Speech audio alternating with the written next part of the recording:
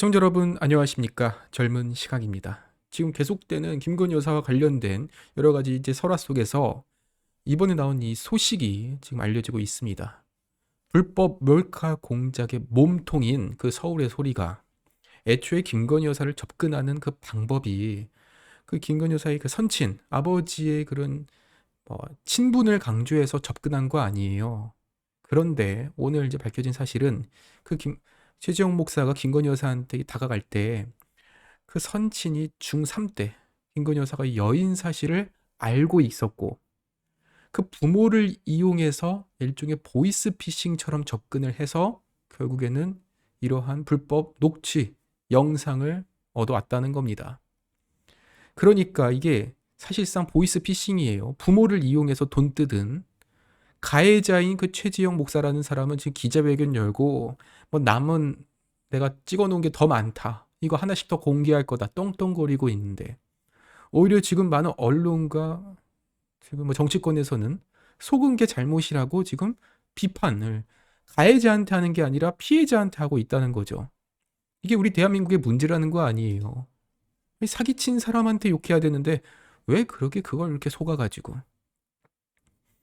실제로 서울의 소리치기 그 몰카 공작의 주연으로 누굴 내세웠냐면 국보법 위반 혐의를 받았던 그 최재형 목사 그 사람을 이제 어떻게 보면 배우로서 썼는데 그때 김건희 여사한테 접근한 그 방식이 내가 그 선친과 인연이 있다 이런 식으로 이제 접근을 해요. 그리고 반대로 김건희 여사 또한 중3 때 아버지를 이제 여의고 아버지에 대한 그리움이 상당히 크다고 합니다. 그러면 우리가 한번 조금만 생각을 해보자고요. 근데 어린 시절에 돌아가신 그 아버지의 친구분이 찾아왔다면 그러면은 이건 너무나 반가운 사람이죠. 이걸 정치를 떠나서 정말로 내 아버지 같은 사람이라고 느꼈다는 거예요. 그러니까 이게 얼마나 참 더러운 이런 기획 공작 몰카 사건이냐. 실제로 그 지난번에 김건희 여사의 그 7시간 녹취록이 있지 않습니까? 2021년 7월 달에 공개된 거기에 이런 내용이 나옵니다. 엄마가 아빠가 일찍 돌아가셔가지고 엄마가 한이 맺혔다. 너무 불쌍해가지고 이런 내용이 나오는데 한번 살펴볼게요. 엄마가 아빠 일찍 돌아가셔가지고 엄마 한이 맺혔다. 저희한테 되게 잘해줬거든요. 불쌍해가지고 저 어렸을 때 돌아가셨어요. 아빠가 저 중3 때. 그러니까 그 서울의 소리 이명수 기자가 아유 나하고 좀 저는 1살 때 우리 아버지 돌아가셨는데 그 이명수라는 저 기자도 결국에 이걸로 이제 어떻게 보면 공감대를 형성한 거죠. 김건희 여사가요. 그래가지고 저희가 집안에 슬픔이 있어서 엄마가 굉장히 42살 때 혼자 돼가지고 엄마가 정말로 고생 많이 하셨거든요. 그러니까 42살에 과부가 되셨구나 어머니가. 예예 그래서 엄마가 너무 불쌍해요. 이런 얘기가 나와요.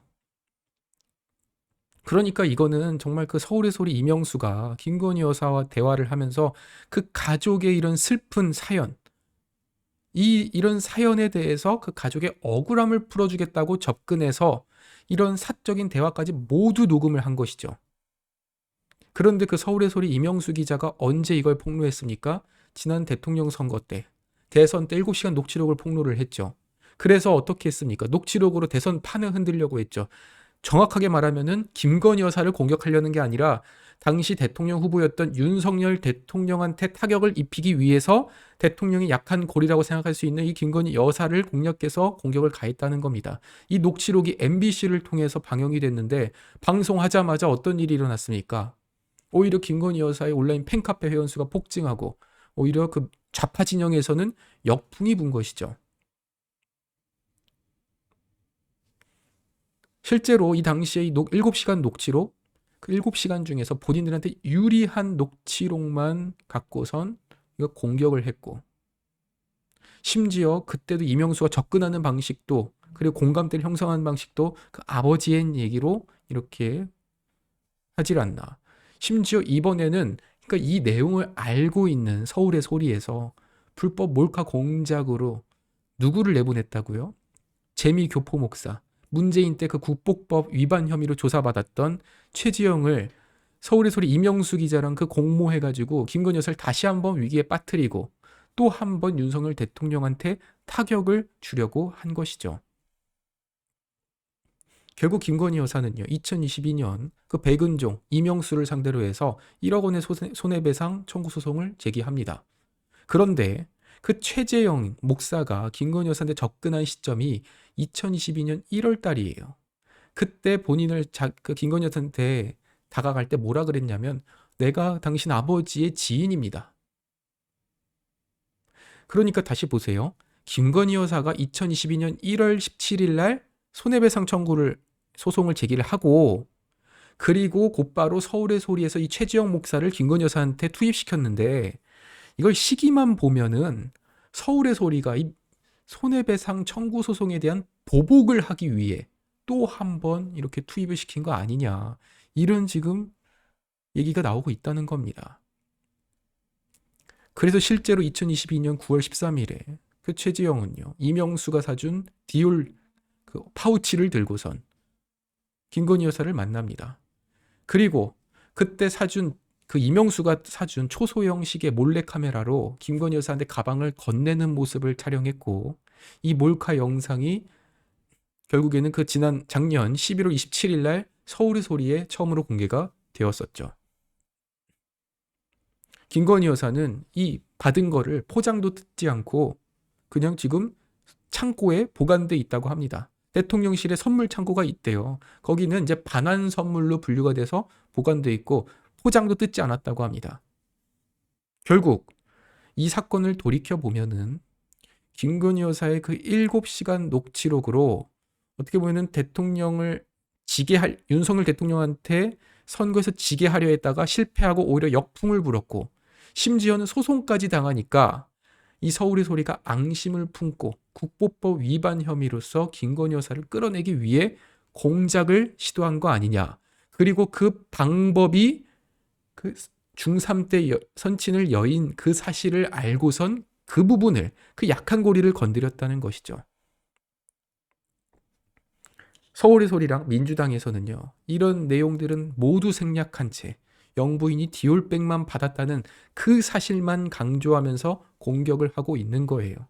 그리고 많은 국민들은 이러한 전후 과정을 모르고 그저 왜 영부인이 이걸 받았어? 라고 그 점만 비판하고 있는 거죠.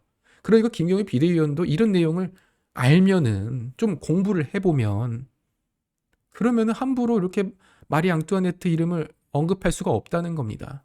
이철규 의원이 실제로 이렇게 말했습니다.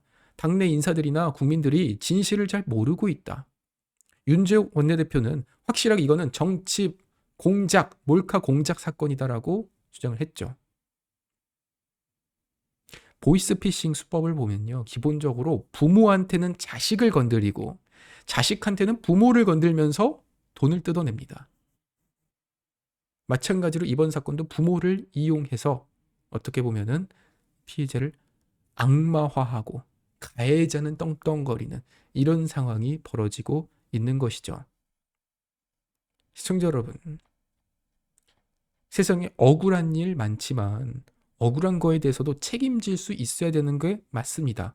그런데요, 그 억울하다는 거는 내가 내 의도와 달리 실수가 나왔을 때 억울할 수 있는 겁니다.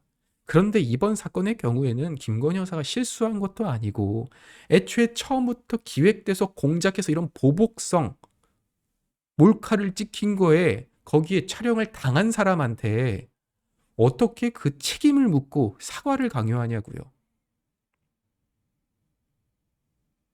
당연히 말이 안 되는 거고, 여기에 대해서는 우리가 한 발짝도 물러설 수 없는 겁니다.